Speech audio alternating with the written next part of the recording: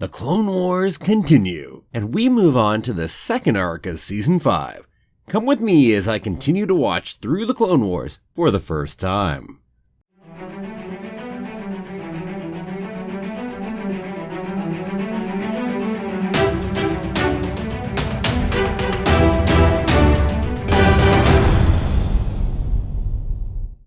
Well, hello there! My name's Jeremy and welcome back to Freeform Disney, where I talk about all aspects of Disney, from the animated movies to the theme parks to Star Wars, Marvel, and Pixar, and the TV shows, and everything else in between. And that is why it's Freeform. And keep coming back every day for new daily content. If you're not subscribed yet, don't forget to hit that subscribe button. Here we are once again, further into Season 5 this time, and what I'm calling the Youngling Arc. So let's jump right on in.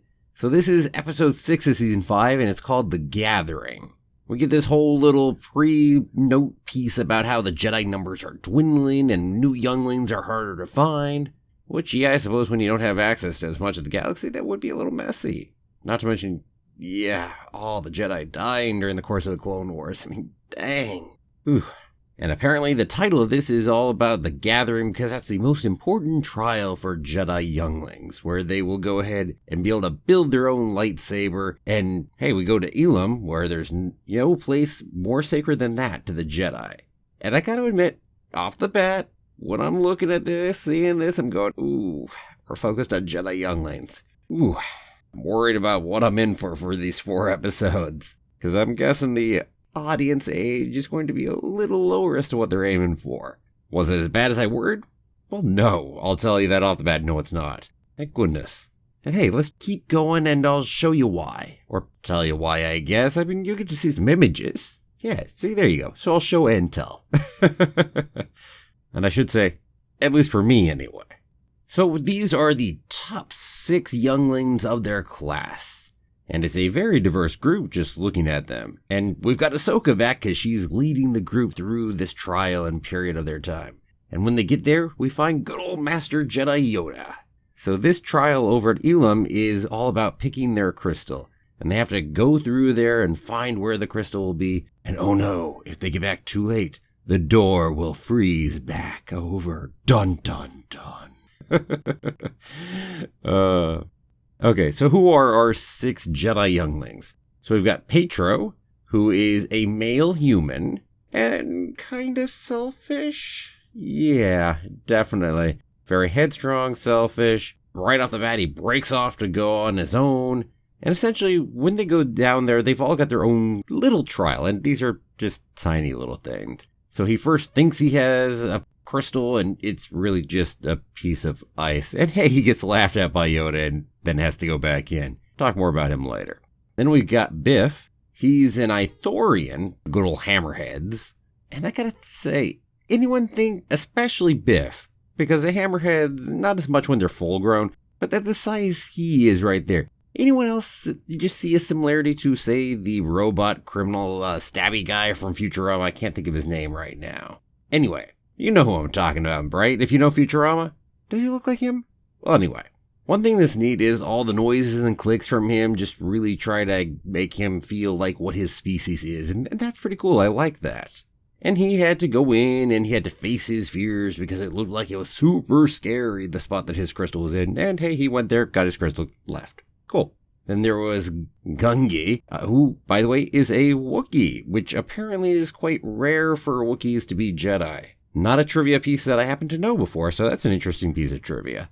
And his whole thing was about having to wait and have patience for the ice to freeze over. And then he goes ahead and goes across that lake, and there he goes. Gets his crystal and heads on back. Didn't seem like it was too much of a challenge for him, I gotta admit. Maybe we made it look like he was more headstrong and impatient beforehand. Oh well, moving on. Then we have Gnodi, who's a female Rhodian. She seems to have a good bit of anxiety and worries and has a hard time looking on the bright side. A glass half empty person, shall we say. She needs hope. Anywho, she finds a ton of shiny objects and feels hopeless until she finally decides to rely on the Force to let go and finds her crystal. Then we have Zat, the Nautolan, which, by the way, the Nautolans are good old Kit Fisto's species, so he is a male of that species. And he is super reliant on technology. And the whole point there is he has to go ahead and figure out to rely on himself and trust his own abilities rather than just technology. Which, hey, I guess, use the Force, right? And finally, that leaves us with Katuni, who is a Tholothian, a good old female Master Gallia species. Now, her whole thing is about having confidence because she just has this huge thing about feeling helpless. And, well, as it keeps going, she gets her crystal, she makes it through her problem, and then, well, she ends up stuck behind an ice wall, a big, thick ice wall, and can't make it back. And really, that's actually a test for Petro, because our first good old Petro is selfish and decides, nope, screw it, I don't have time for you. Yeah, good Jedi right there. Well, anyway, he comes back and breaks the ice together with good old Katuni, and together, they send Katuni out, and then he finds his crystal in the broken ice, and yay, everyone makes it back. Oh, but oh no, Petro's stuck on the wrong side of the ice. It finished freezing in time. No. Well, he breaks the ice and goes through, and Yoda gets to have a laugh at everyone because he's like, dang, guys, it's just frozen water. When I said you're trapped forever, that was just kind of a joke. I mean, you're just trapped by your mind. Certainly not for realsies. We're not killing younglings here. So this episode, it was a fine enough episode. It was super obvious, quick moral stories for each of the 6. They didn't really tend to have that much of a challenge achieving what they needed to, with some exceptions. Petro and his selflessness, the need that he had there, to be honest, he probably had the biggest challenge of the bunch. But people like Biff didn't seem to have too much challenge, or Gungi, our Wookiee, Gnodi, Zat, Katuni. They all had each of their own separate moral story pieces, and they made it through. And, well, yeah, I clearly it was aimed at a younger age, because there just wasn't as much story depth to this. But hey, it was at least well enough executed. And so, it was an enjoyable enough episode. Then we move on to a test of strength. So now it's time to actually construct the lightsabers, or so we think. We get to go ahead and meet architect and lightsaber designer Hoyang, who is actually a droid, which is intriguing. And I gotta say, hey, welcome to Diagon Alley, everyone. It's Ollivander. Because it really, really felt that way. Here he is, saying, ooh, okay, I could see maybe a wand made of mahogany with a phoenix tail feather, for instance. And I'll go search my different boxes. Which one's calling out to you? Oh man, it felt so much that way. Okay, so building the lightsabers, not really what this episode's about, because now Hondo goes ahead and pops up. And he's gonna go ahead and attack and steal kyber crystals. Because hey, after all, it's just a whole bunch of younglings, right? Well, except for the robot and except for Ahsoka. And I gotta say, nobody saw it as a bad plan that R2 was piloting. That didn't work well. And my thought right here at this point, I'm like, dang, I now want to go watch Ahsoka kick their asses, which should happen. But somehow I imagine that's not going to happen. And it didn't really, even though you'd think it would. So the younglings are all told, don't engage the pirates. Well, we can all guess that Petro is going to engage the pirates because it's who he is. And so we ended up having lots of fighting through the course of it. It's kind of the usual cliche, fighting back against stronger opponents type stuff. We get little traps here, traps there, that kind of stuff. Now that said, in the course of it, Petro did have a fun use of his improperly built lightsaber. So he was able to use it to blow up the pirates for a moment. And then, hey, we also had the robot lose its head and arms, but still beat one of the pirates. I mean, that was kind of cool, actually. And Ahsoka proved to be way weaker than she should be based on everything we know. But hey, she still wins. Except she gets sucked out of an airlock at the end when a pirate runs into her as he's getting sucked out of the airlock himself. Whoops. So now Ahsoka's captured. So, yeah, there you go. That was the episode. And I gotta say, this one was weak. It was the weakest episode in quite some time for Clone Wars. But that said, trust me, I have seen way worse out of Clone Wars than that. There were still good fun moments in amongst it. And certainly at that point I was worried about the next two. To be frank, worrying more than I needed to, because up next we had Bound for Rescue. Now we change our perspective a little bit starting here. We're no longer simply following the younglings. So the younglings are contacting Obi-Wan Kenobi, and Obi-Wan tells him to stay put because he's going to go send Cody out to go get them. But just at that moment, a big ol' Separatist fleet pops out of hyperspace. So, yeah, it's not going to go well. They're kind of going to be a little preoccupied. Well, the younglings happen to be next to good ol' Florum, good ol' Hondo's planet where he's at the moment. So you can guess that they're probably going to go ahead and try to mount a rescue mission for Ahsoka. And of course they will. There's actually a little bit of a debate over it. Now, in the meantime, by the way, I've got to say, our good ol' Wookiee Gungi's lightsaber, very cool. I love that it's made out of wood and how that's made. That's neat. Now, in the meantime, we get to actually go ahead and watch a bit of the Republic Separatist space battle, which is cool. It's short bits here and there. But it is fun. Grievous getting on the good old ship, Obi-Wan versus Grievous for a little bit, and back to the younglings. Oh, also, we do get to see Ahsoka down on Florum a little bit, who is not being treated well at all. Yeah. Ahsoka has this whole thing about how she talks about how the Republic won't pay the ransom and the Separatists can't be trusted. And intriguingly, Hondo seems to agree and, well, he apparently has some wealthy businessman who wants a Jedi. A female being preferable, although dead or alive doesn't matter as much? Huh. I'm curious who the heck that is and why. Could be an interesting story sitting there. Now that said, we never actually find out during the course of this arc, but there's something there. There's just like a story thread that's left hanging on that one. Not sure if it's going to be coming back to haunt us later, or if we'll never see it again.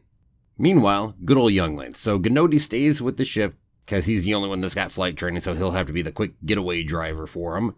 And in the meantime, the rest of the younglings get super lucky and run into a traveling circus on the planet of Florum. So now, they're acrobats. Good use of Jedi powers right there. Yep. Okay, so let's jump back once more up into space, and we're up to Obi-Wan and good old Cody again. Time for them to abandon ship, because things have gone that poorly that, yeah, that battle's lost. Well, guess what? Obi-Wan decides to be a bad guy. I mean, at least following the bad guy trope about having to brag and give away the whole game to the good guy. So he leaves this nice taunting message for Grievous, and good old talks about how, well, we're blowing up the ship now, man. Ha ha. Which gives Grievous the time to escape because he got that warning. Yeah. This is why good guys should stick to just doing what they do well and not taunting the bad guys in the same way that is that whole over-the-top bad guy trope. Anyway. Okay, so back to Padawan. So it's rescue time. So Hondo is drunk as hell over there. And hey, guess what? When the Padawans show up in the circus, Ahsoka, surprisingly immediately recognizes them, since she knows them well enough. I've got to say, the costumes on each of them, definitely fun. They had a fun time making those designs, so nicely done there. And hey, they go ahead and pull it off, they start getting away, and we see a chase starting up, so clearly we're going to get a chase scene next time. And I like Ahsoka's interaction with the good old younglings at the end. The whole, I can pretend to be angry, but you were all very brave. Thank you. Yeah, good old Ahsoka. I mean, I would expect there would be a bunch of other people that would not have gone quite the same route as her on that one right there. But it was a nice touch. So this one certainly ended on very much a clear to be continued as that chase scene is about to start. And hey, this was a decent episode. I think it was the best of the first 3 of them. But the 4th one, the closing one, is my favorite of this arc. Now, for what it's worth, I wasn't entirely happy with how Hondo was depicted in this episode. Yeah, what can you do? But yeah, it's certainly the best yet for the younglings. And the space battles were nice treats, even if they were really brief. It was unexpected and a surprise, to be sure, but a welcome one. On to the last episode of the arc. This is A Necessary Bond. First off, that saying for this one, they always have the sayings at the beginning. Most of the time, yeah, sure, they're whatever. I just thought this one was amusing. Choose your enemies wisely, as they may be your last hope. Oh, that's an intriguing little saying to pop at the beginning. Okay, so we start this whole thing off with this big 5-minute long chase sequence. So here's a quarter of our episode right here doing this. And hey, it was fun. We had some good pieces in it. We changed up the style of the chase as we went. So yeah, it was nicely handled. And in the end, well, our good old younglings lose, and they're captured by those of Hondo's people who chase them. And also, their good old spaceship, the Crucible there, was taken out, as well as their speeder. Yeah, didn't go well for them there. I gotta imagine the Jedi would want to, salvage the Crucible sometime and make sure that didn't fall into Separatist hands. What with all the lightsabers and such that are over on top of that ship. In that ship, not on top of it. That'd be really weird. But I can't imagine you want that ship falling into enemy hands. There's just too much in there. Anywho, onward we go. So Grievous has landed on good old Florum at this point and has taken over the planet. And hey, this is about revenge, because Dooku gets to go ahead and gloat over in Hondo's face now at this point. This is not good business! Oh, good old Hondo. Okay, so meanwhile, our younglings and Ahsoka and the pirates are not in a great situation. But hey, good old Ahsoka there is able to convince them to work together to rescue Hondo, because Hondo's got a secret fleet and a way to get off this planet. So there you go. So we get all the way over there to rescue Hondo, and Katune hasn't actually built her lightsaber yet, so when the rest of them all pull out to show the lightsaber, she can't quite do it. But Hondo, super intrigued to see a lightsaber get created. And it was actually rather fun just watching that in him and the amazement he had at seeing it. And so, hey, yeah, of course she put her lightsaber together and got it to work. Now we've got 6 younglings with working lightsabers finally. Oh, and now it's plot armor time. So they all go up against an entire army as they're working to get to speeders or whatever to get away. And no one gets shot. Not even any of the pirates get shot. Lots of plot armor right there. I mean, the droids are just horribly bad shots. Of course, hardly the newest thing in here, so it's whatevs. It's not like I got a big problem with it. Not really. Now, Grievous has a cool speeder. I just like the style of it for as far as how it works for Grievous, with that whole flat spot he just stands on. So yeah, it's neat. And the whole chase keeps going and going, and eventually Hondo and company get to the secret ships. And Katune really stands up for the rest of the younglings and for Ahsoka, and hey, I'm not just running away. You know, we trusted you. You gotta do your job. Come on, man. And Hondo, good old heart of gold Hondo, and amongst everything else that he is, well, yeah, he goes ahead and shows up in a ship to save Ahsoka and the rest of the younglings. He certainly does. Now, right before that, I mean, there is a cool shot with the younglings behind Ahsoka with their lightsabers drawn as Grievous is coming up to them. And yeah, they're kind of in trouble, of course, with Grievous coming up. But that was just one of those nice picturesque shots. You just take a snapshot right there. Ooh, nice. Now, the Grievous versus Ahsoka fight. Definitely been looking forward to this one. It had to happen, right? Well, it was a fun one. Ahsoka clearly outmatched in this fight. But she held her own for long enough, and it wasn't as long a fight as I might have liked, but there was so much else going on in this episode that there just wasn't really time for it. But yeah, no, it was a fun little fight. I definitely thought it was neat. And hey, so they're all rescued. They get up onto the ship Hondo has and get away from Grievous, and up they go. And hey, at the end, Hondo and Obi-Wan talking was definitely fun. Oh, the accusations! I am gone! I will send you my bill! I love Hondo. I mean, bringing Hondo back in more, I'm all for it right there. Well, one other last little piece there. There was a nice meaningful look between Hondo and Katune right there at the end. A nice little bit of stuff unsaid and just done via those looks. Nicely done. Well, we got this interesting little hint. That good old droid, the lightsaber constructor droid, who said something about this being the most eventful gathering since the time that Master Yoda went to find his lightsaber crystal. We don't get to hear that story, but ooh, that's an intriguing story right there. I wonder, has that been put out in comics, books, games, somewhere? I mean, that would be a long time ago, so I'm not sure. I'm curious, though.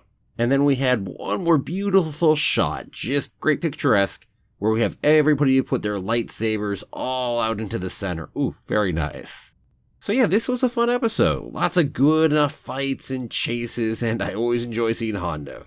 And overall, the arc was much better than I expected it to be, considering that it focused on younglings and my worries about that. Now I have to say, I really do wonder if we'll ever see any of them again or find out what happens to them. I'm not sure. Do they die during Anakin's attack on the Jedi Temple, for instance? Or do they escape? I guess some could pop up on, say, the Rebels show if they escaped. I don't know. Interesting questions which may or may not have an answer. So yeah, color me surprised. I went into this going, ugh, oh dang, an arc about younglings. Who knows? Maybe it helped that my expectations were lower. Maybe not. At any rate, I enjoyed the arc. Certainly had its weaknesses, but at the same time, the 6 new younglings, they were actually interesting, and we brought in some other characters that got to have a little fun in there too. And guess what? I wouldn't mind actually seeing some of these characters later. And I mean years and years later, such as if they happen to survive Order 66. Maybe get to see them in the future once they're, say a good 10 years older or so at least. And with that, next week's episode is Droids All the Time. Yo, well, will I like it? I, who have disliked every droid episode so far? Well, you'll get to find out next week, let's put it that way. And eventually, we'll make it to the much-referenced final 2 arcs of Season 5. I've certainly heard references, not spoilers on them. So I am very much looking forward to watching those 2. And hey, until then, what did you think of this Younglings arc? Which of the Younglings was your favorite? Let me know down below in the comments. Thanks for watching. If you liked the video, please give it a like and share it with anyone you think will too. And don't forget to subscribe if you haven't already. I'll see you back here tomorrow for another new episode of Freeform Disney. Have a magical day, and may the Force be with you. Always.